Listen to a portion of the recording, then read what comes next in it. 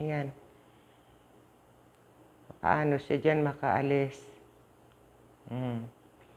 Kapasok ka kaya dyan na dalawa ang gwardiya, isang sombrero, isang pusa. Yan mga guys, hindi na siya makakapasok. Takot siya sa sombrero.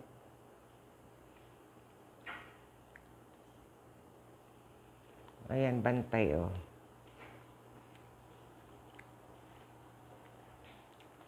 Ganyan ang gawain nilang dalawa.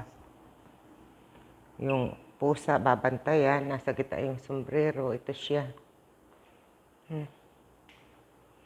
Ito tatakpan ko kasi binabasag niya yan. Salamin yan, baka biglang mabiak. Tinutok-tok niya. Nakikita niya yung sarili niya sa salamin, tutok-tokin niya. Kung hindi mga pasaway, ayan ang mga guys. Oh, yan ang bantay niya. So, bali dito na lang tayo. Good afternoon and good evening dyan sa inyong lahat. Dyan sa Pilipinas. Kasi morning pa lang dito. I think 11 o'clock, 11:20. Okay na guys, hindi siya makaalis. Bye-bye.